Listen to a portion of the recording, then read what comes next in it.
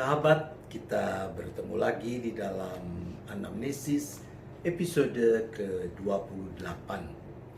Semoga sahabat semua ada dalam keadaan baik, tetap dinaungi kasih setia dan pemeliharaan tangan Tuhan.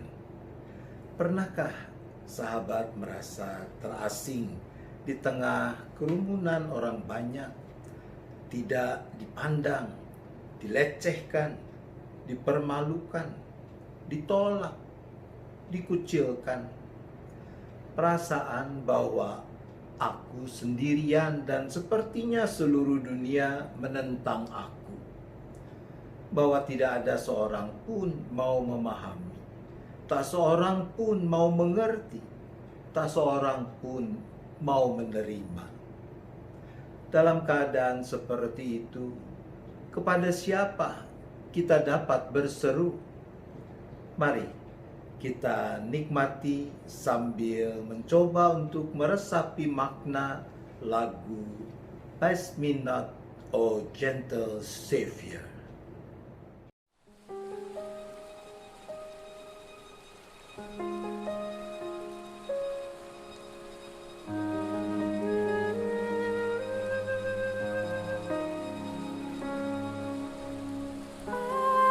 Pass me not, O gentle Savior, hear my humble cry.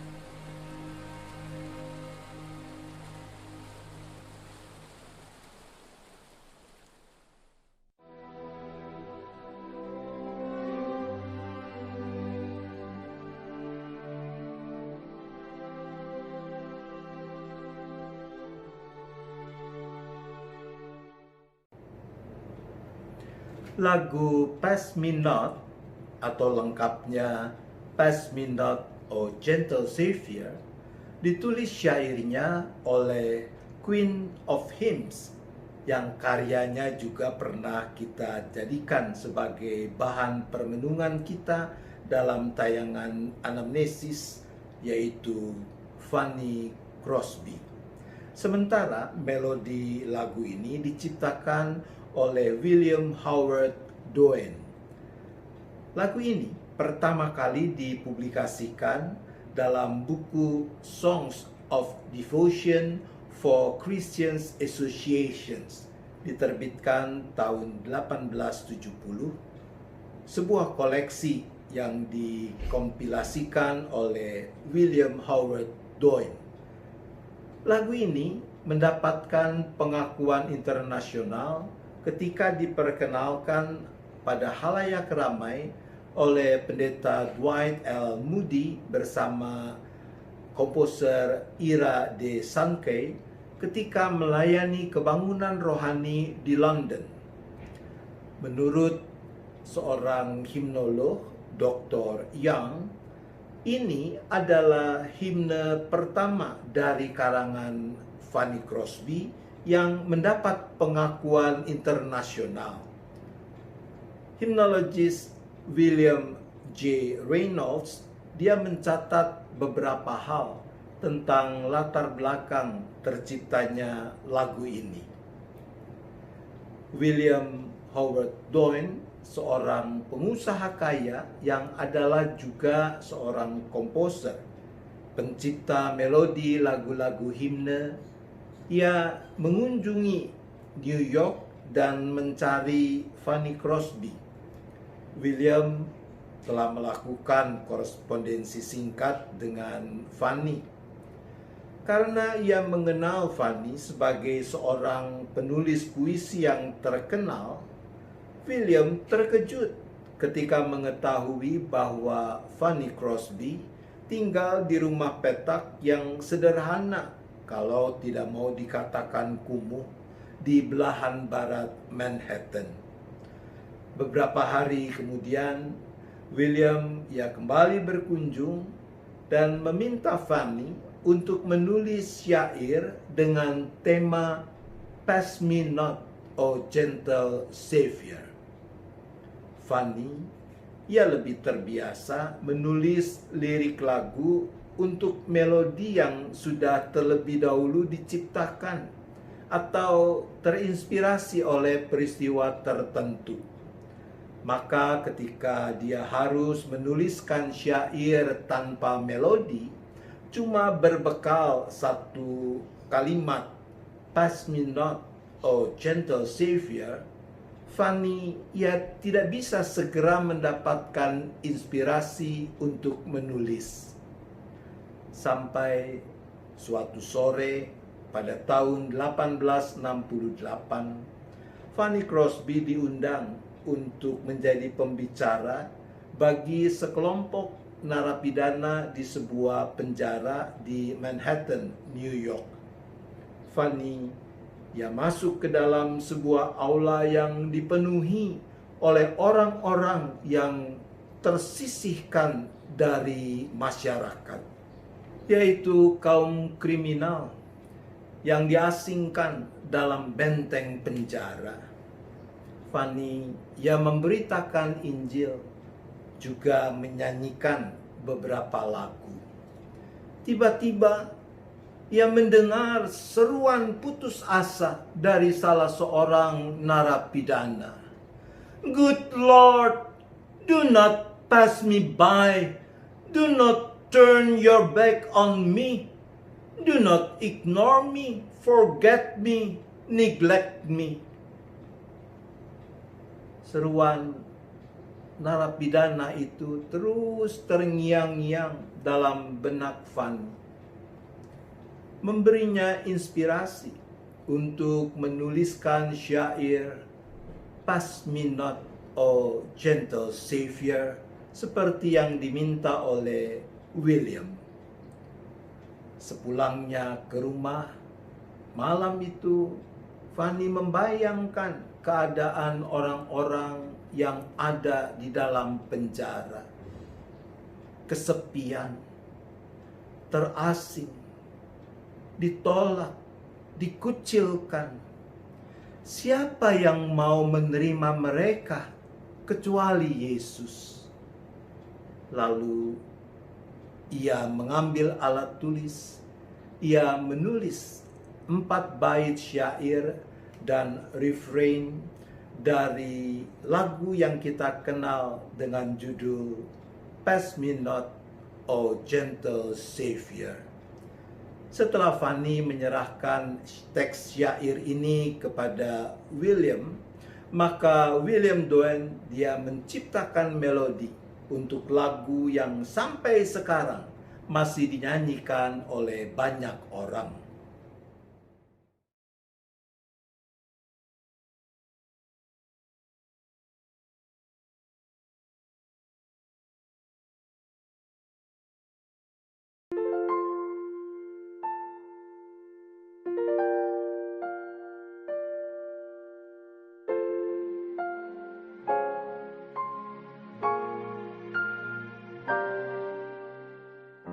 Pass me not, O gentle Savior, hear my humble cry. While on earth thou art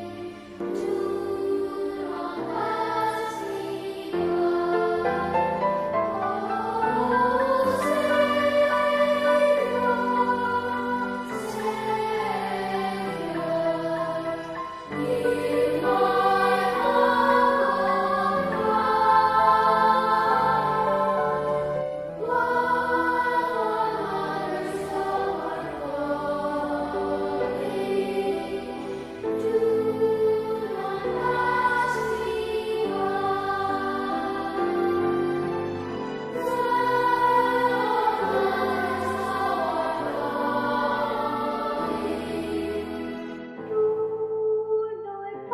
do not pass me Di dalam terjemahan bahasa Indonesia, kita menemukannya di kumpulan Kidung Jemaat nomor 26 dengan judul Mampirlah Dengar Doaku.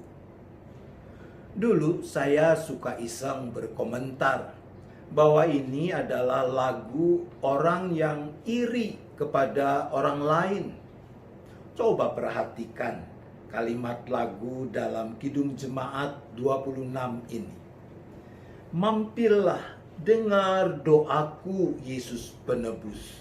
Orang lain kau hampiri, jangan jalan terus.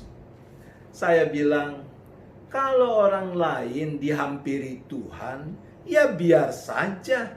Kenapa kita jadi iri? Tapi ketika menyimak kisah di balik lagu ini dan naskah asli teks lagu dalam bahasa Inggris, saya mendapatkan kesan yang berbeda. Di dalam teks yang ditulis oleh Fanny dikatakan begini, Pass me not, O gentle Savior, hear my humble cry, while on others thou art calling, do not pass me by. Secara bebas kalau diterjemahkan seperti ini, jangan lewati aku ya juru selamat, dengarlah seruan dalam kerendahanku. Kalau orang lain kau datangi, aku jangan kau lewati. Dalam bait 2, Fanny menulis begini, "Let me at thy throne of mercy find a sweet relief.